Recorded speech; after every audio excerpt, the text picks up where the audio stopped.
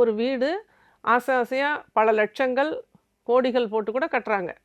கட்டும் பொழுது கட்டி ஒரு வீட்டுக்கு குடி போன பிறகு அங்கே வந்து அவங்களோட வாழ்வியலும் சரி, அவங்களோட பொருளாதாரமும் சரி சரிவுக்குள்ளாகிக்கிட்டு வருதுன்னா அப்போ தான் அவங்க மக்கள் யோசிப்பாங்க, நம்ம இந்த வீட்டுக்கு வந்த பிறகு தான் நமக்கு இது போல் நிகழ்வுகள் இருக்குது, அப்போ இதற்குண்டான தீர்வும் இந்த வீட்டில் தான் இருக்குது அப்படின்னு சொல்லிட்டு நிறைய சேனல்ஸு, யூடியூப், இன்றைக்கி நிறைய வசதி வாய்ப்புகள் இருக்குது, எல்லாமே செக் பண்ணும் பொழுது அந்த வீட்டோட வாஸ்து என்ன தவறுங்கிறத இன்றைக்கி மக்களே புரிஞ்சுக்கிறாங்க. ஆனால் வாஸ்துவை பொறுத்த வரைக்கும் தீர்வு அப்படிங்கிறது அது செங்கல் சிமெண்ட்டு மணலான அந்த கட்டிடத்திற்கு தீர்வும் அதில் தான் இருக்குது. இடித்து உடைத்து தான் சரி பண்ணணுங்கிறது பேசிக் வாஸ்துவோட ரூல். இதில் இருப்பியலில் என்ன சொல்கிறோம் அப்படின்னா, ஃபஸ்ட்டு நம்ம சொன்ன மாதிரி சரௌண்டிங் வாஸ்துவில் செக் பண்ணுறோம். அதன் பிறகு பார்த்திங்கன்னா சரௌண்டிங் வாஸ்து ரொம்ப தவறாக இருக்குது, ஒன்றுமே பண்ண முடியாது.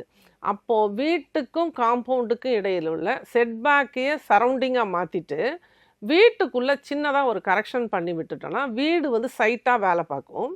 சைட்டுக்கு வெளியில் உள்ள செட்பேக் வந்து சரௌண்டிங் வாஸ்துவாக வேலை பார்க்கும்.